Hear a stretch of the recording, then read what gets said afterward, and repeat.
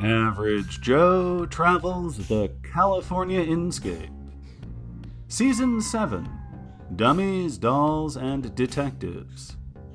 Episode 3, Joe Makes the Show Go. Story conceived by Penguin Pete. Written by Dodge Zelko. Featuring the vocal stylings of This Is Signal, with Asher Ephraim as Spanky, and the Inscape theme by Ignore That Door. This is it, the Leopold Theater. Without the marquee, I might have mistaken it for a youth hostel. No, Klieg-lights. Are we sure this is a reputable establishment? At my stature, I'm accustomed to velvet ropes, tuxedoed bouncers, paparazzi, red carpets. Ha! I suppose arriving in a Packard is beneath you as well. Well, I was brought up better than to openly deride the working class. I'm no snob, understand, merely a connoisseur of spectacle. With the right livery, Joseph, you would make a fine chauffeur, and I would be honored to have you in my employ. Remind me to get your business card. All of you can eat your bloody hearts out in showbiz. We leprechauns prefer a solitary life, keeping a low profile. We're not so keen on debasing ourselves for the amusement of idiot rubes who can't tell real magic from fake. Not even in service of God and country? Especially not then. Besides, this ain't me country, remember? And me only God is gold. What you lot want for this line of work is a Lilliputian, or a pygmy at best. Well, we don't have access to a Lilliputian. What we have is a leprechaun, a government contract, and a lot of money on the line. So how about this? If you agree to act as our dummy tonight, just for one act, Joe and I will grant you a month's paid leave. You could visit Ireland, reconnect with friends and family. Well, for cockamamie sedition charges, I'm blacklisted from Ireland at the moment. Tijuana is more up my line anyway. All right then, let's shake on it. Let's just put it in writing, shall we?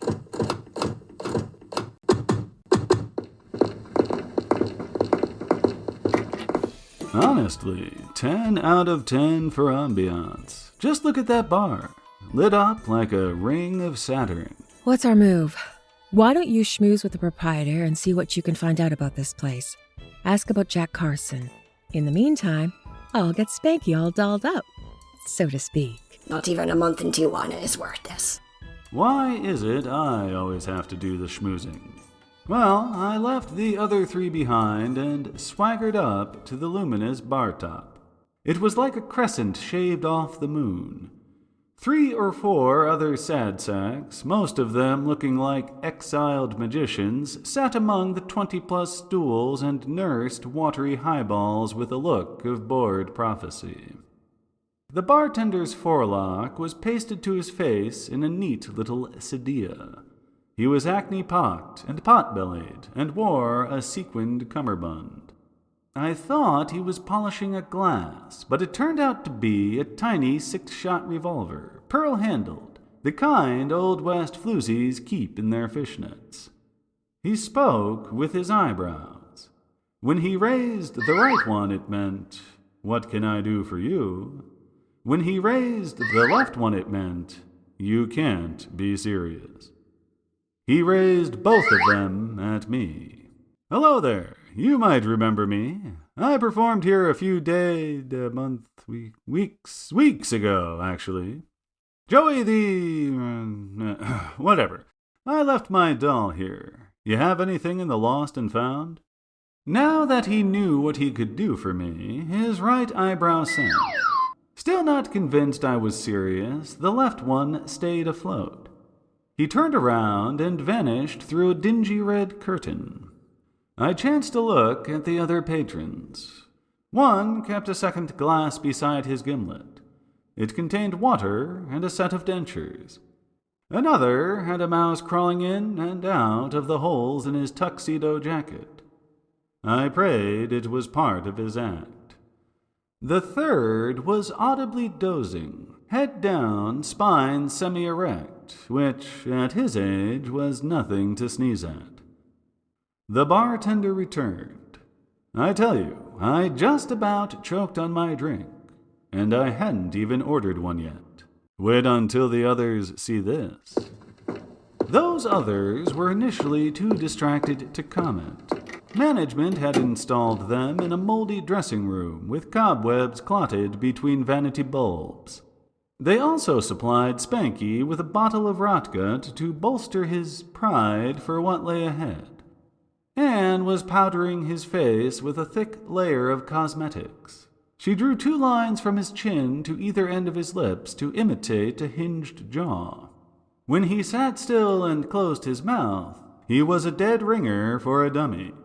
When he opened it, too, thanks in part to the rotgut's effect. I say, my boy, you look smashing. Second to none. We just may pull this off. Spanky, stop squirming. I am nearly finished. You're finished. He's finished. Spanky's finished. Listen, do you hear that? Spanky's even reverted to his old way of talking. That's because he's stressed. And Spanky's speech therapist, Dr. Hader Olonzipen, warned this could happen when Spanky gets stressed. Uh-huh. Or when Spanky gets drunk. Spanky only gets drunk when he's stressed. You ought to take up Kundalini meditation. And you ought to take Spanky's wee buckled boot right up your chopping Jehovah, Joe. Where the hell did you find that dummy? Did he blow the kingdom come?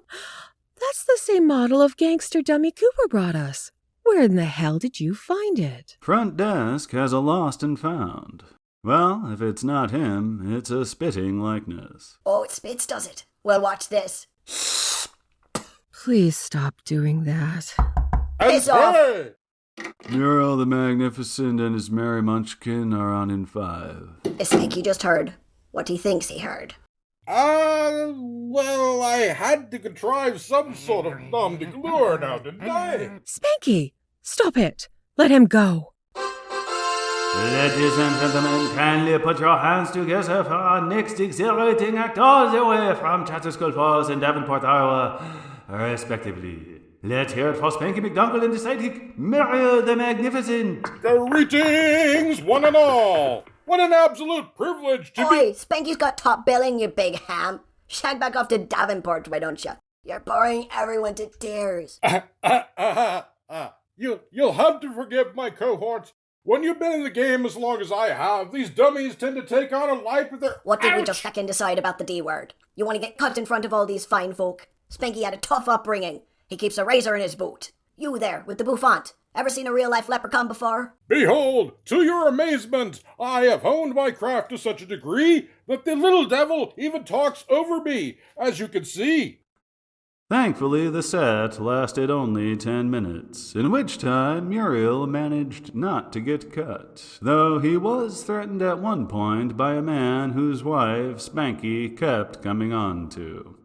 Meanwhile, Anne and I sweated it out at the bar, grimacing, drinking perhaps more than was professionally defensible, and keeping an eye out for anyone who looked even a vaguely bit Russian, just in case Cooper's intelligence and Anne's tarot deck were wrong. Good night, everyone. You've all been a right bunch of manky kids. Lovely, he means you've been lovely.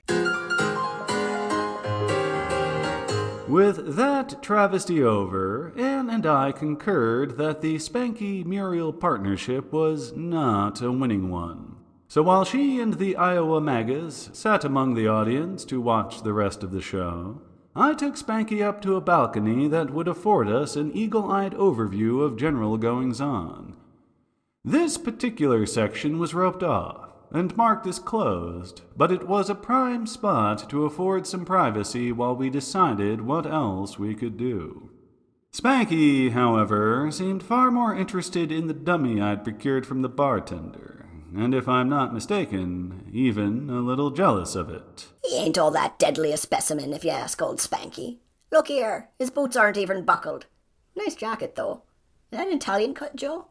Think it'll fit me? I conceded it might, and he began aggressively denuding the poor doll, its head flopping, its arms dangling, and its jaw clacking every so often like a heavy castanet. Despite myself, I was growing invested in the ongoing act. Some geek had just bitten the head off of a chicken, and was about to reattach it using what he called, quote, the original mummy wraps of Osiris.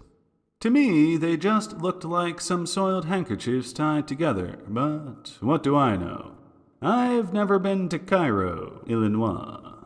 Oi, quit ogling that chicken and take a look at this. Spanky's found some sort of symbol, here on the doll's back. Drawn on-like. Symbol? What does it look like? Well, if Spanky squints, it looks a bit like a hammerhead giving birth to a plate of veal scallopini. Scallopini? Think it'll rub right off with a bit of spit. Wait, Spanky, I wouldn't... Alas, my synapses fired too late. Though correlation does not necessarily equal causation, at the exact moment Spanky wiped off that arcane symbol, commotion broke out in the theater below, the way sudden commotion tends to do. The Leopold audience was surrounded by a fleet of identical gangster dummies who kicked down the doors, leaped over the bar, and even rappelled from the ceiling, all brandishing Thompson submachine guns in their molded plastic fists, which logic dictated should not be operational.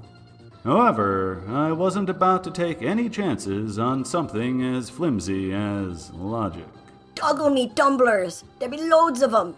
There were indeed, and among those being held at gunpoint, Anne looked the most put out about it by far.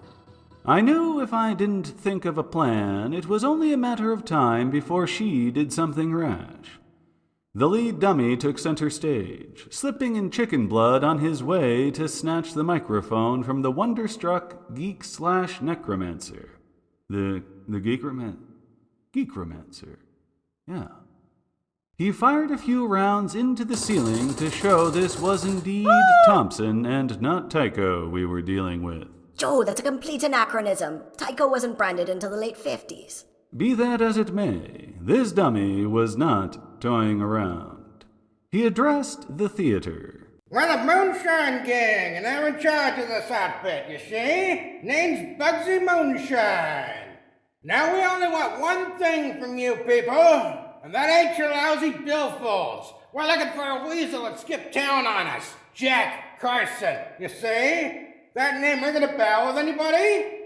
Well, it better ring fast, because I ain't about to leave here empty-handed. So you guys give up for Jack Carson, or we start snatching some pearls. We're in a bad spot. I suggest we stay up here and keep quiet till this whole thing blows over. While I couldn't pretend that said cowardice didn't hold a certain appeal, I knew I'd never be able to look Anne in the eye again if I just hid.